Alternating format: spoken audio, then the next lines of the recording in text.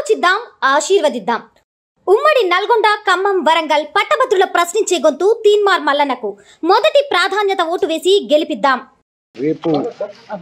రేపు మళ్ళా మునుగోడు, నల్గొండ ఈ ప్రాంతాల్లో కూడా రేపు ఎన్నికల ప్రచారం ఉంటుంది. కాబట్టి సోదరులారా, సహకరిస్తున్నటువంటి ప్రజలందరికీ, పెద్దలందరికీ, వివిధ సంఘాలకు, అలాగే పట్టభద్రులకు, నియోజకవర్గం అందరికీ పేరు పేరున నమస్కారం తెలియజేసుకుంటూ, మార్నింగ్ న్యూస్లో ఉన్నటువంటి ప్రజలారా మీ అందరికీ ఒకసారి హాయ్ చెప్తా ఉన్నా, ధన్యవాదాలు చెప్తా ఉన్నా. కొద్దిగా ఇంకొక 1-2 days అయితే ఈ ఎలక్షన్ నుంచి ఫ్రీ అవుతా అన్న. ఒకసారి ఇక్కడ ఉన్న వాళ్ళు ఏమనుకుంటారన్నా ప్రజలు? కాంగ్రెస్ పార్టీకి ఏదైతే తీర్మానం ప్రశ్నించే గుర్తుగా పోయినసారి కూడా వికలాంగం కూడా సపోర్ట్ చేసాము, ఈసారి కూడా కంపల్సరీ మీకే ఇది లేదు. పార్టీ తత్వమైనా వ్యక్తిగతమైన మీతోనే మేము ఉంటాం. Thank you. ఏమంటారు? నిరుద్యోగులకు ఒక వెన్నెముకలా ఉన్న తీన్మార్ మల్లన్న గెలుపు ఖచ్చితంగా అనేది ఆల్రెడీ రాష్ట్ర వ్యాప్తంగా అందరికీ తెలిసిపోయింది. ఆ పోటీలో ఉన్న వాళ్ళు కూడా విశ్వ ప్రయత్నాలు చేస్తున్నారు. ఎవరు ఎట్లా చేసినా నిరుద్యోగులు తీన్మార్ మల్లన్న వెంట తీన్మార్ మల్లన్న మంచోడు కాదంట కదన్న. అవన్నీ ఫేక్ న్యూస్ అన్న. దాన్ని మేము ఖచ్చితంగా ఖండిస్తున్నాం. వికలాంగ సమాజం పక్షాన ఖచ్చితంగా ఖండిస్తున్నాం. ఎందుకంటే ఆల్రెడీ నిరూపణ అయింది. 10 సంవత్సరాలు గవర్నమెంట్కి వ్యతిరేకంగా ఏకైక రేవంత్ రెడ్డి తర్వాత మళ్ళీ ఆ స్థాయిలో పోరాటం చేసింది ఒక తీర్మానం మల్లన్న మాత్రమే రాష్ట్రం మొత్తంలో.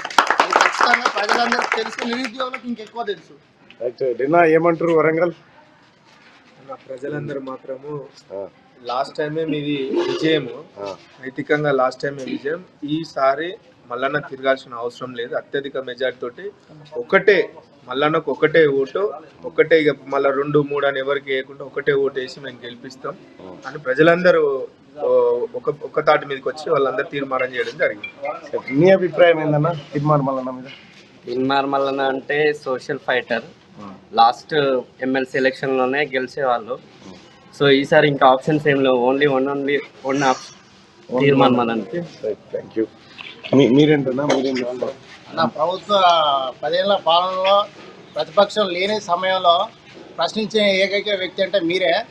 కానీ ఈరోజు గవర్నమెంట్ ఫామ్ అయినా కూడా మీ వాయిస్ అదే విధంగా ఉండాలి. గవర్నమెంట్కి సరెండర్ అయిపోయినట్టుంటే మాత్రం తర్వాత మీ రాజకీయ భవిష్యత్తుకు కొద్దిగా ఫుల్ స్టాప్ పడుతుంది. తప్పకుండా మీరు ఇచ్చినటువంటి సూచన మంచి సూచన. ఎందుకంటే అది ఒకసారి అందరికీ జేబీ. ప్రతి సమస్యపై పోరాడిన మల్లన్నకు మన అందరం బాసటగా నిలవాలి.